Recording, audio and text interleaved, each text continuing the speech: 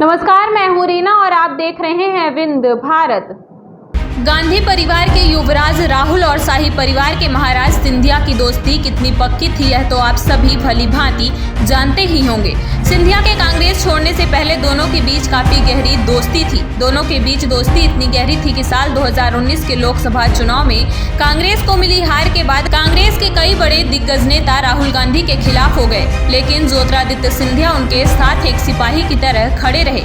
उन्होंने राहुल गांधी का उस दौरान साथ नहीं छोड़ा। राहुल ने अध्यक्ष पद से इस्तीफा दे दिया, लेकिन उसके बाद भी महाराज चट्टान की तरह खड़े रहे। लेकिन सिंधिया के बीजेपी में जाने के बाद सवाल खड़े होते आए हैं कि आखिर क्या बात थी कि कृष्ण सुदामा की जोड़ी को किसकी नजर लग गई। दोनों के बीच दोस्ती के रिश्ते क्यों टूट गए। राहुल और सिंधिया के बीच की दोस्ती उनके पिताओं की दोस्ती से थी। ज्योतिरादित्य सिंधिया के पिता माधवराव सिंधिया और राहुल गांधी के पिता राजीव गांधी के बीच अच्छी दोस्ती थी। बताया जाता है कि दोनों के बीच ऐसी दोस्ती थी कि एक बार इंदिरा गांधी ने राजीव गांधी को साफ तौर पर कह दिया था कि वह माधवराव सिंधिया को कैबिनेट में शामिल नहीं करें। यह बात इंदिरा गांधी ने अपनी मौत होने के कुछ दिनों पहले ही कही थी। उन्होंने राजीव गांधी से कहा था कि तुम जब भी कभी प्रधानमंत्री बनो तो माधवराव सिंधिया को कभी कैबिनेट में नहीं लेना। लेकिन दोनों के बीच की दोस्ती इतनी गहरी थी कि उन्होंने अपनी मां की बात नहीं मानी थी। राहुल और ज्योतिरादित्य की दोस्ती दोनों स्कूल से शुरू हुई थी, जहां दोनों पढ़ने के लिए गए थे। बाद में दोनों राजनीति में आए, तब भी यह सिलसिला जारी रहा। राहुल जब कांग्रेस के अध्यक्ष बने तब ज्योतिरादित्य सिंधिया उनकी कोर टीम में शामिल थे। कहा जाता है कि प्रियंका गांधी राहुल की तरह ज्योतिरादित्य को भी अपने भाई जैसा मानती थी।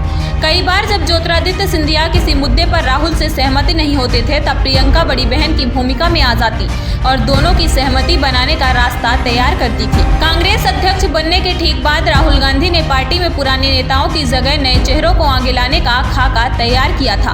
ज्योतिरादित्य सिंधिया इस टीम के सबसे बड़े चेहरे थे। 2018 के विधानसभा चुनावों में कांग्रेस को राजस्थान, मध्य प्रदेश और छत्तीसगढ़ में जीत मिली, तो चुनाव में ज्योतिरादित्य हर कदम पर राहुल के साथ थे। लेकिन राहुल चाहकर भी सिंधिया को मध्य प्रदेश का मुख्यमंत्री नहीं बना सके। सिंधिया को मुख्यमंत्री नहीं बनाना शायद यही दोनों परिवारों के बीच और दोनों की दोस्ती टूटने का सबसे बड़ा कारण था।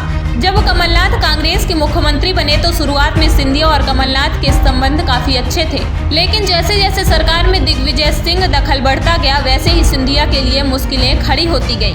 सिंधिया ने दिग्गी की दखलंदाजी को लेकर गांधी परिवार तक बात की, लेकिन उन्हें मिला तो केवल आश्वासन। जब सिंधिया को लगा कि राहुल या तो जानबूझकर उनकी बातों की अनदेखी कर रहे हैं या वे चाहकर भी कुछ नहीं कर पा रहे। लेकिन जब राज्यसभा चुनाव के लिए उम्मीदवारी का समय आया और दिग्विजय सिंह ने सिंधिया के रास्ते से हटाने का प्रयास किया, वहीं सिंधिया भी राहुल के पास पहुंचे, लेकिन राहुल और कांग्रेस पार्टी ने कुछ नहीं किया, जिससे सिंधिया पार्टी और गांधी परिवार से नाराज होते चले गए।